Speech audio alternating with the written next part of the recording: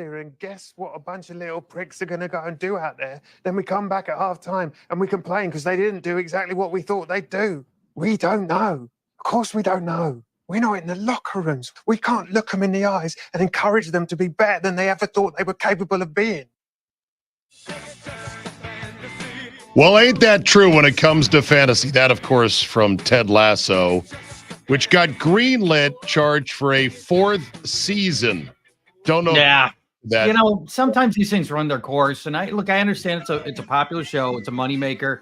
The first season of Ted Lasso was terrific because he comes in as this impossibly upbeat, ebullient coach who, despite knowing very little about soccer and being totally unqualified for his job, it just attacks it with such positivity that you can't help but root for him.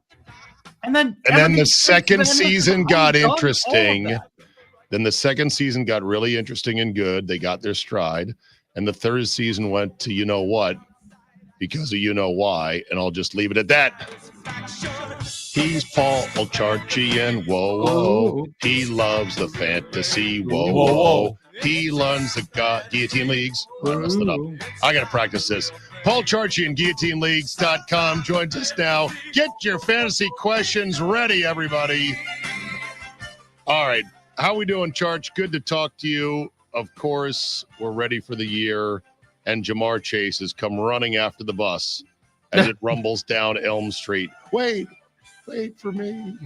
Yes, it's it's the one sort of nagging, blaring part of this season is people poured first-round draft picks into Jamar Chase. Even people that are drafting as late as this morning, right, are stuck with what to do with Jamar Chase. We're heading into fairly uncharted territory, and this is not the first time his name has come up between you and I. And my attitude has always been like it was with the other holdouts. It was CeeDee Lamb and Brandon Ayuk. It's like, let they'll sign. History says they'll sign, but we don't have actual ink on paper yet, and we don't know the status for Jamar Chase if he's actually going to turn away paychecks on Sunday, because that's our next milestone, right? Almost nobody gives up that paycheck. CeeDee Lamb, Brandon Ayuk, Trent Williams, soon to be Jamar Chase. Think, Butchie, of all the wasted segments on ESPN yammering about those topics. Yammering. And that's what we do. In our business, we build sandcastles at low tide only to watch the ocean come in and wash them away day after day. We're building nothing permanent here, Charge. We're just running our mouths. That's our whole jobs, right? And yes, it's our whole job. But it's a good job, fun job. Yeah. We don't have to do any heavy lifting. We don't get injured. We're not doing real manly work, digging ditches, putting roof tiles up on a high building. Oh, God, yeah. Okay. Yeah. So we're not complaining. We're just making note of it. Okay. What is the big fantasy themes going into week 1 as it begins tonight with the Ravens and the Chiefs? Yeah, Ravens. We're here, by the way. We're here. We're here. We've made it. Yeah, we are now at the start of the season. It's football time. You know, most of us have had our drafts. Almost everybody, fantasy wise, have had their drafts. We all love our teams. Do we? Do we? Mostly. We think, I got the player I really wanted. We know we're not going to get everybody that we wanted, but we got a lot of the guys that we wanted. That's really important to us. But then about 10 hours from now, then it starts getting real. It's tonight. It's like 10 o'clock tonight. You're already down 25 fantasy points. The guy that you started in tonight's game got you 2 points, and the doubt starts setting in. And by Sunday, half of the league's taking L's. Then half of the league is now like, oh, what have I done? They're trying to rationalize their bad draft picks and try to figure out, okay, what went so horribly wrong? What did I botch? What could I have done differently? It's an emotional roller coaster for a lot of fantasy players at this time. Yeah, but the beauty of guillotine leagues is, and there's still time to get in. Go to guillotineleagues.com. Is that you don't have to be the fastest antelope in the herd. You just have to be faster than the slowest antelope. That's right. So let the worst guy get eaten and then go recover, figure things out, pick up a guy or two, strengthen your roster, and keep her moving.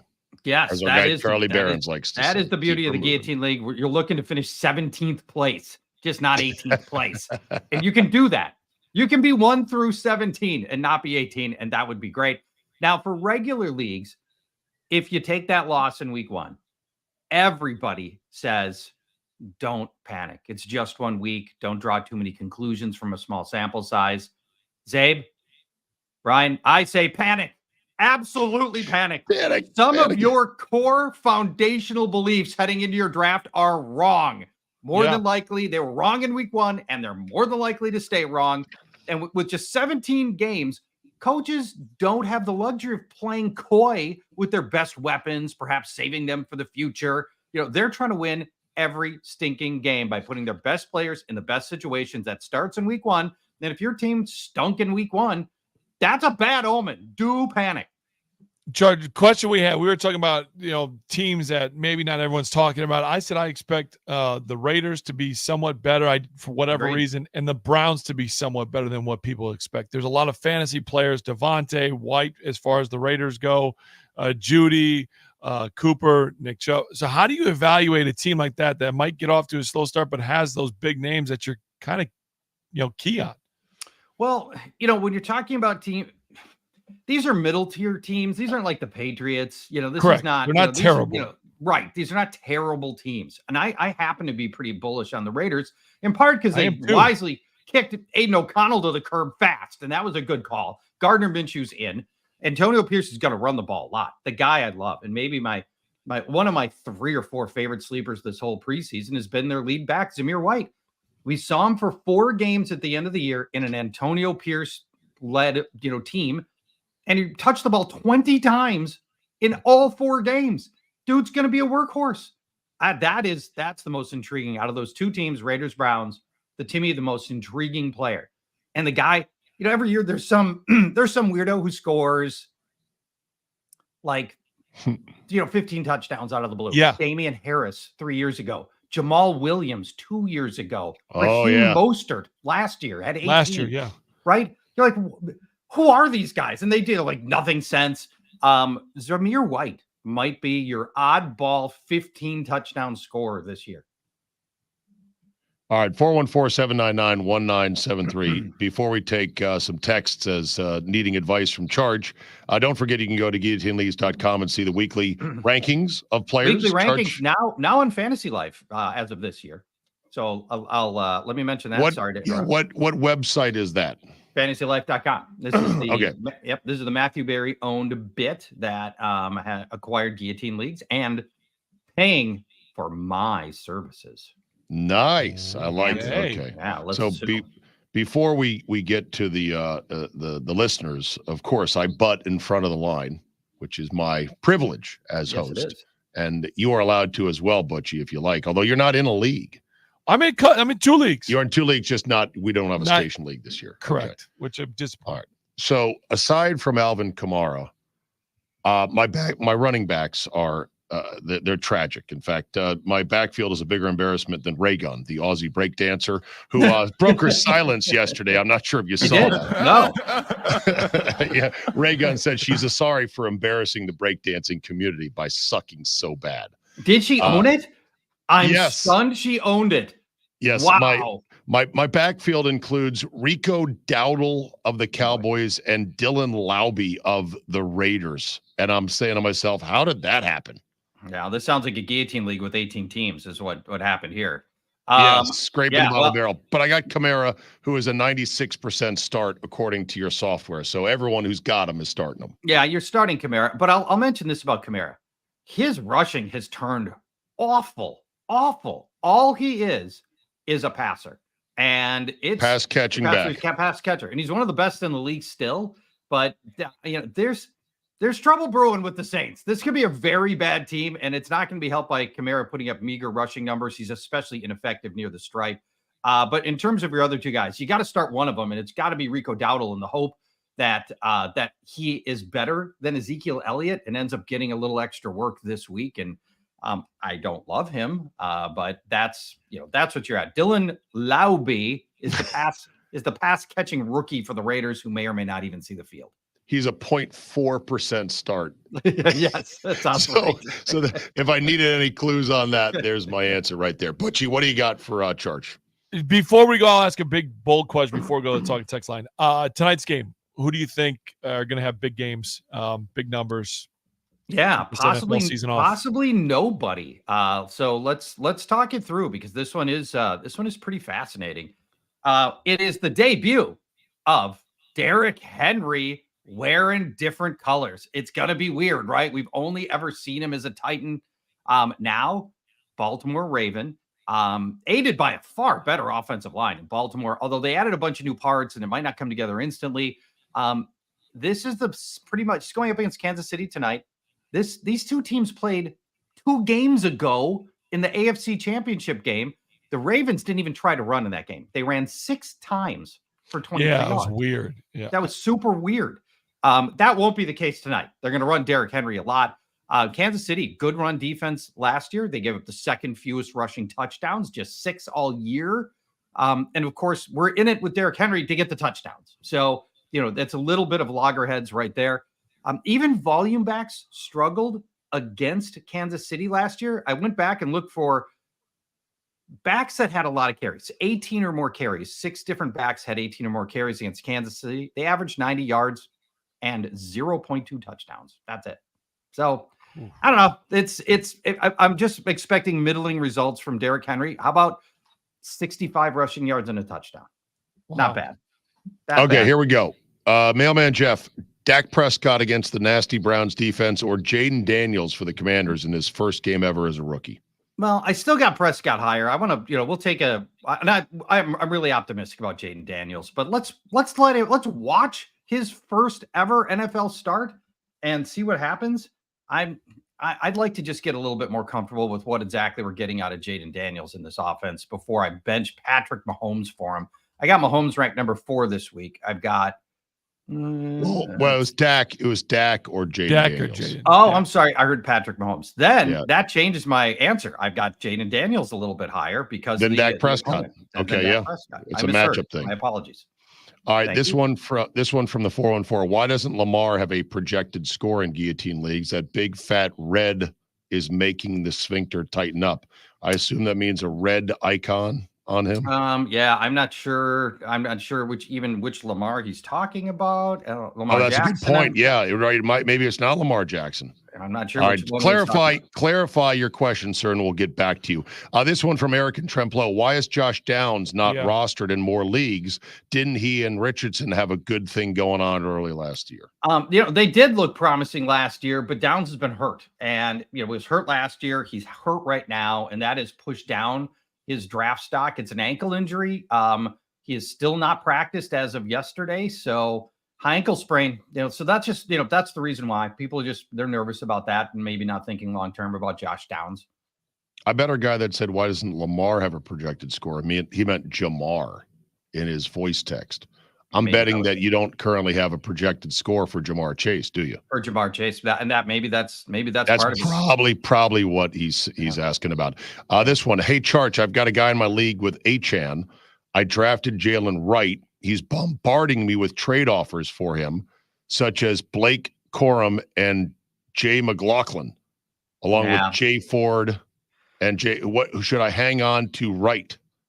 Well, okay. So Jalen Wright, Miami he's got this deep committee backfield. They've got Devon Achane, they got Raheem Mostert, and then they drafted in the 4th round is like the 3rd running back off the board, Jalen Wright, who's a perfect archetype for the kind of running backs they want. He's fast.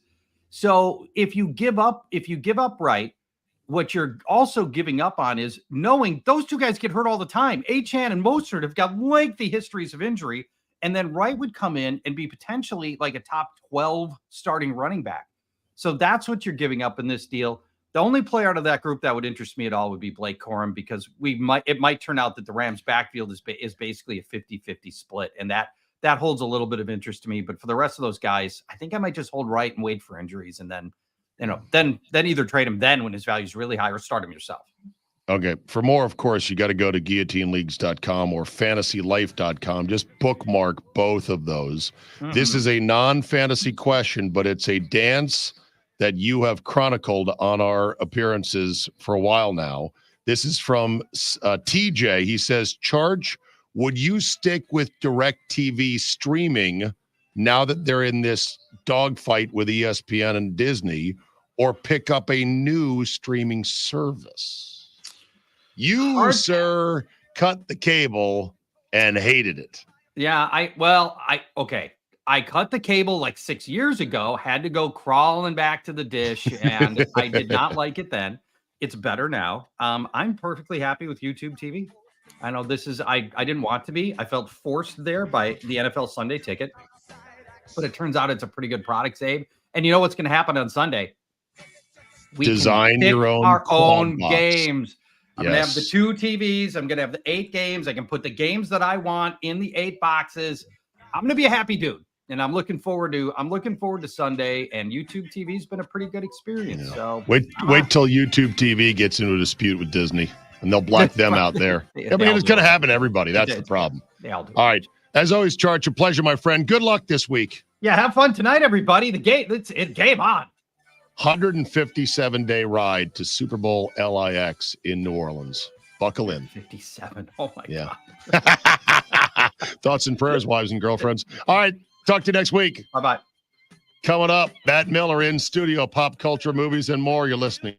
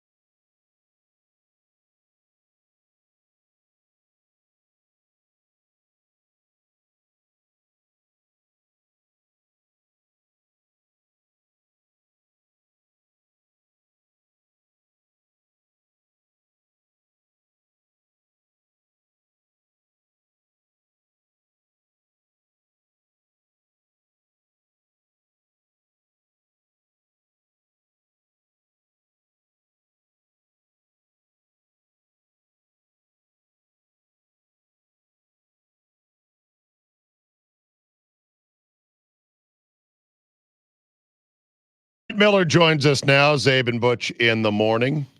Movie references are the stuff of life. And my skill set, Miller, as to being able to do movie references is middle of the pack. I wouldn't claim to be above average, but it's okay. Butchie's is tragically bad. He is the Mine is Chicago great. White Sox of Yours movie is great. references. If it's Cool Runnings, he can reference it. Luddy's, I'm still getting a feel for because he's only 34 years old, but he's done a pretty good job of seeing things.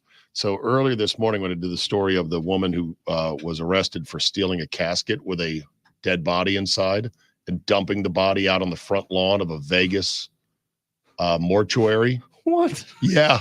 Oh, Yeah. you missed that one? Yeah. Why did she do these things? Yeah. I said somebody had the best tweet about it saying, explaining this story to your family and trying to make it seem semi-rational as to how did you get in this spot would be the hardest thing since the guy who just wanted his rug back. Reference to The Big Lebowski. And that's when I set up Luddy for a slam dunk. I said, because what did the rug do? And he said it brought the room together. And I go, it tied the room together. It was very close. Devastating. It was still Closer than what I would have had. Yeah. Right, exactly. That's right. You would have been like clashed with the ceiling tiles or something like that. Strong possibility. I like Big Lebowski, but I'm not a psychotic super fan of the movie. The weirdest thing about Big Lebowski is thinking back to when that movie came out. What year? I think that's 98, 97, 98. It was their follow-up to Fargo. These And- Coen brothers, Yeah. great directorial tag team. They finally cracked the Oscars, their awards, critics love them. Fargo's this big, massive hit.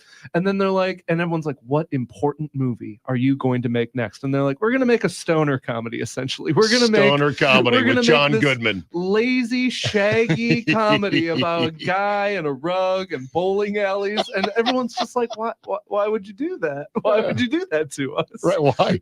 Well, they then went on to make Oh Brother, Where Art Thou? Yes. Which was a George Clooney-led remake of what It's the Odyssey. The Odyssey, Yeah. Homer's Odyssey, yeah. And it's a great movie and secretly super influential because I Really? believe that was one of the first movies that did digital coloring in terms of how they got that film to look sepia tone.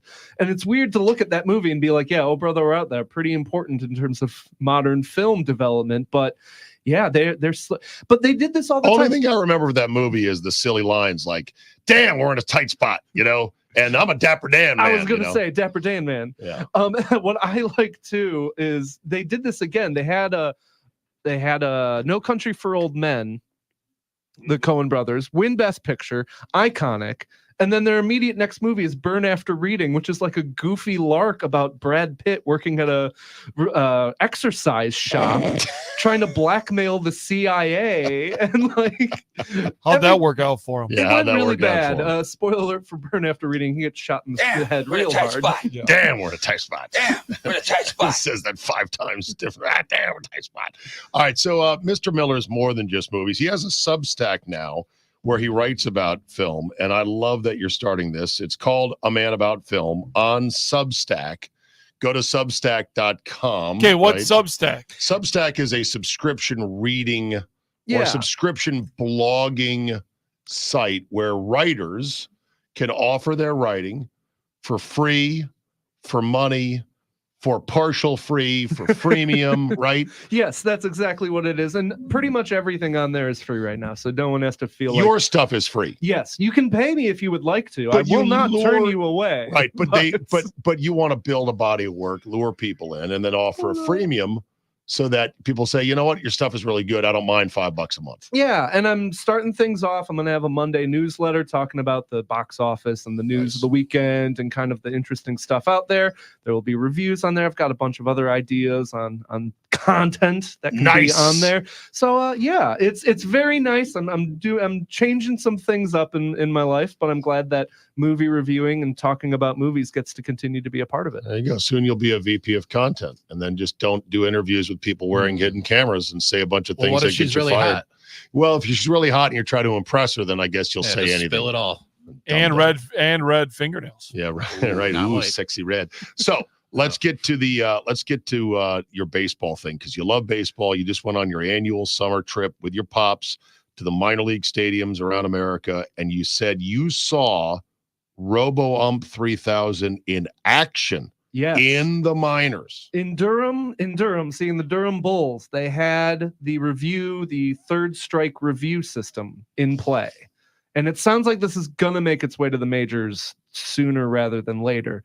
And I will say it worked very fast. It worked like Wimbledon's review system. If you ever watch those, where, the guy asks for a review, he taps his helmet, and then the screen comes up on the big screen, and it's a little animated graphic, and the ball is either a strike in or out, in and it or says out, strike or ball, and then the umpire behind the plate either rings you up or he says, hold on a second. Yep. This at bat is still going on. And it technically works, but also it sucks because it's got that weird VAR Premier League vibe where it's like a goal happens and you can't be excited. You can't celebrate. You can't have that big cathartic, goal. This is the greatest thing ever. You have to politely wait 5 to 10 seconds after a guy strikes out to end a big inning. And you're like, oh, well, I guess we have to see if this was an actual strike. It's like when a guy makes an awesome catch in the NFL, and it's like, oh, what an awesome wait. We gotta wait 30 seconds. See if he actually maintained possession of the ball, or the worst. If the ball rotated in his arms a little. Well, then it's not a catch. And I don't know. I miss we watch sports for catharsis. We watch sports for emotional excitement and outbursts, and we are sciencing that out of sports. And I really hate. It's a little bit like the no-hitter stuff, where it's like, yes, it doesn't make sense to send your pitcher out there with over 100 pitches to get a no-hitter in game 126. Right. But I, as a person in the crowd, want to see something exciting. I want to see something thrilling. I want to see impressive people doing impressive things. I am in your choir. You're preaching to me right now, brother. You are so right. The great pastor, Matt Mueller, is leading the truth about sports and life. I'll tell you. It's not. I'll tell you. I once had, I'm so with you on all this. So you are with me, death to replay. You've issued a fatwa, like I have, to replay. I'm very much if you can't solve it in 15 seconds, if the review is 5 minutes later, cut it out. No. Forget the time element. You accurately pointed out why the speed and the efficiency and the accuracy of replay is irrelevant. The point is nothing now because of replay that we see happen that should bring joy or misery, glory or disaster. None of it is real. Yep. None of it is final until the lawyers litigate it. No, preach it. Let's go. 2 priests today. Death to replay. In all of its forms, it has robbed us of the moment in sports. And the moment is more important than anything. My former producer, who also hates replay, once had the most brilliant saying about this. And at first I said, you're crazy to say that, but now I realized he's more right than ever. My guy Sally said, getting it right is overrated. And that drives people crazy because there's so many people out there who I call them fairies, F-A-I-R, as in it's not fair. Oh, It's got to be fair. We got to have a right. What if the call is wrong? Oh, my God. It's not fair. The fairies in sports are willing to murder the moment and murder the excitement of touchdown so we can litigate it. Yes. So we can know that we're right. So we can go to commercial break and have more advertising money. Yep. So we can send the cool play over to the accountants and they can be like, well, it shifted a little bit. And it's like, well, the referees and the umpires get it mostly right most of the time, good enough for us to live with. And in baseball, I like when an umpire has a certain strike zone and the pitchers have to adjust to it. And the pitchers, there's like a new kind of strategy and science to the game where it's like, oh, he's got a high strike zone here. So it's like, I like that kind of weird human element in these sports. It is human. It is sports. We don't want robo sports. We want the weird human interaction of it. Exactly. And that's what you can't take away. You can't take away some of the human stuff. Like baseball is trying to do it. You still got to coach and manage from your gut at times. Yep. And basketball has this problem too. How many times at the end, final 2 minutes of the game, like the Take ball 40 is minutes. clearly off of this one player, but they review it and it's like, oh, it grazed that one guy's shorts. So therefore Fingernail. your eyes lied to you. And it's like, why are we doing this? Remember the Texas A&M call in the Final Four, Butchie? That was the fingertip call that took about 5 years off my life. Oh, yeah. Just Oh, rewind. absolutely. So yeah, I'm with you on this. Like, here's how it's going to play out when it finally gets implemented. All right, full house. NLCS. Let's hope it's our Brewers. Yep. Bases loaded. The Airbender's on the mound. Ohtani's at the plate. Okay, you ready? The great moment. Game 7, 1-run Brewer lead. Bottom 8 or top 8. Okay, at AmFam, and Airbender gets Ohtani frozen. Just knee buckles Let's get him topping on, knee buckles him. Place goes crazy. Yep. Ohtani, tap, tap, go to review, and the ball is barely, although still arguably a strike, ruled by the system as not a strike. So all that cheering, all that joy, all that release Put it is back now. in the jar. Hold on a second. Let's go put all this Jar's not sports big enough. excitement Guys back walked in off the the jar. field. Devin Williams Right. fist pumped into the air. Put it back in the tube. And then if Ohtani laces You're a done. 3-run double into the gap after that, you will be so bitter about that for the rest of your life. You'll be bitter about it. It won't feel good. You won't say at that moment, well, I'm glad we had replay because, the calls have to be right. Maybe a Mike Heller would say that because for some odd reason, one of the smartest guys I know, Butchie, and Mike Heller, believes in this Satan child known as replay. Maybe he'll go, well, it was disappointing, but it was the right call. It will suck is what it will. And replace the Brewers with any other major league team in the moment. And your team will suck. There's a place for it. It's over the top now. Yes, in the bottom of the river, dead. That's where the place for replay. No, there's a place for replay. No, Just there's right now not. it's over the top. Yes, there is. Just like there's a place for a lot of things. You just can't go over you have to correct it back to the norm. Right now, it's so far one-sided that's where the issue's coming. And to bring this back to movies somehow, it's a little bit like, Somehow. modern special effects are objectively better than old 80s and 90s style special effects. You can do more things. It looks more, air quotes, realistic and all of that stuff. But man, when I put on The Thing, or if I put on, They Live or something like that, or I watch T2 Judgment Day, those special effects look better to me than anything I saw in The Flash or anything I saw in Twisters. You look at that stuff and you're just like, we found a way to make kind of this weird texture stuff look better. It just looked real because on some level it was real. That was gooey blood flying everywhere in The Thing. That was a real tornado in Twister? That was not a real tornado in Twister. That was, Sure. It was nay. Do you remember Entertainment Boy when Fox almost got sued? What is I this? don't. Did you hit him with the Entertainment Boy is not a good Entertainment play. It's not my favorite nickname Sorry. you've given me. Remember Mr. Pop Culture Expert? It's slightly better, a little cumbersome. Okay. We'll go back to Entertainment Hey Boy. man, Boy. about film, Hollywood, entertainment, more. Remember when The Simpsons almost got sued by Brazil for their "Blame It on Lisa" episode? In which they did every riff against the country of Brazil you could possibly do, and they did not take it well. Brazil was like, hold on a second. But in Oh, Portuguese. Yeah, exactly. Right, exactly. I don't like this Friday. I know we're on the station. Friday Packers game feels wrong in my soul. This is not how a football season should be starting. I'm sorry, but Would Thursday be if they're playing tonight?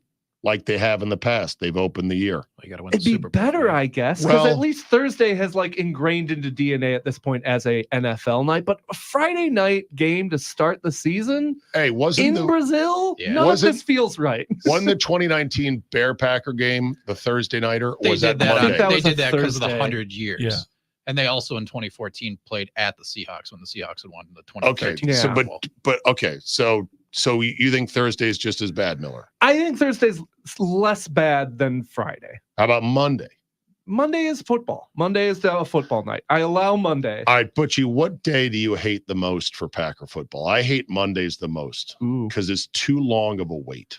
Too long of a wait. That's fair. I hate Sunday night second worst because because there's already too much stress in my life trying to get on top of all the NFL action Yeah. to be ready for Monday morning, and I don't need a Packer game on top of that Sunday night. yeah, that's fair. I think Friday night's going to be the worst because there's going to be things that are going to die that you want to talk about, that you want to bring up, but you're going to have to wait all Saturday. Mhm. You're going to have to wait all Sunday. It'll be cold Monday- product by Monday yes. morning. Yeah. Yes, That's a and good- Monday morning we'll we're going be to crack on to these mics Cincinnati, open. as the saying exactly. goes. Or yeah, some big Yes. thing will happen in the Sunday night game. Dak Prescott's knee will explode or something like Something, that. and then everyone's- we're going to talk about that, and then you're going to try to Yeah. have to remember what happened Friday night. You're going to have to try to stir it back up. It's the same thing that happens with Badger football on Saturdays. By the time we get a chance to break down what happened in that game, we've forgotten about it, and so has everybody It's else. kind of a wasted game in that regard. Yes. Yeah. Yes. That's why I don't like it. And That's, the fact that's that the it's a worst. good Monday, we can talk matchup. about it Tuesday. Thursday, we can talk about it Friday. Sunday, we talk about it Monday. Friday night, we're dead for 2 days. like two. Look, nothing yeah. is stopping you from going on IG Live. Yes. And I mean, doing IG your- face. Substack. doing your own right, or doing your own post game show, Butchie. I don't need to do that, though. Like, Come I don't on. want to do that. Put the Like, content out there. and the post game show is going to be dead, too. No one's listening to that at midnight. Oh, it's Whoa, a Packers whoa, game. It's a whoa, Packers whoa. Oh, yeah, game. people are listening. It's going to be the Whoa. most listened to broadcast in the past 3 Whoa. months. What are you doing, buddy? This is I'm just being real. I understand it's on our station. I get Drew and Billy will do a great job. They will. No one's tuning into that thing at 11 o'clock Friday That night. is so not true. Central Wisconsin's up listening. You are so not a Packer company man. Get with the No, program. you're right. I'm not a Packer company man, and that's the reality of what I am. That's fine. Be mad at me. Hey, listen to our coverage starting at 4 o'clock on Friday, 3 o'clock Friday afternoon with Doug Russell, all the way through the network pregame show. And, of course, the call with Wayne and Larry live from Sao Paulo, Brazil. Hold on. I got Followed by to take the this best- phone call from Tim. Hold on. Followed by the Yeah, what's going on, boss man? Oh, you don't want me to say? Oh, really? Oh, so okay. So, thanks, boss man. Go, Pack, go, Pack, I go. was going to say, it's been Go, really fun Pack, being go. on the show with you, Butchie. It's been real. Guess what? We're gonna make Drew and Drew and Billy Billy. bury some Easter eggs in the post-game show and quiz Brian on them for $100 a piece It'll go to till about 1 make a.m. make you listen. You've earned yourself a punishment. Listen to the whole post-game show Friday night. It's gonna be well listened to. People are gonna. It'll be on and available to eat. The buffet Yes. will be open. The food will be Yes. hot and fresh. And if you would like to eat, it'll be there. 97.3thegame.com/listen. That's right. Company Okay. man. Coming up. Brian. There you go. Coming up, we got your banger, Mr. Miller. We have a banger. And when will ESPN's dispute with DirecTV. DirecTV and Disney is the battle? Yes. When will that get solved? Because we're coming up on the precious first Monday night game on ESPN, Jets and Niners. That's next. Final segment.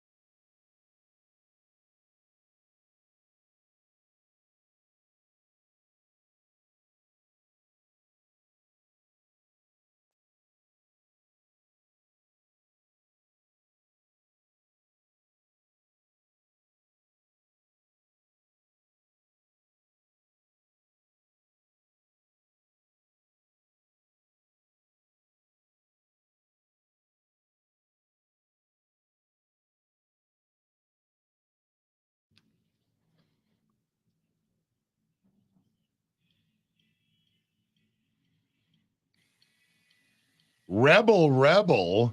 This has yet to be played. This was on the table. Wow. Vulture Matt strikes again. Just like Vulture Butchie with his stone cold, 80% winner?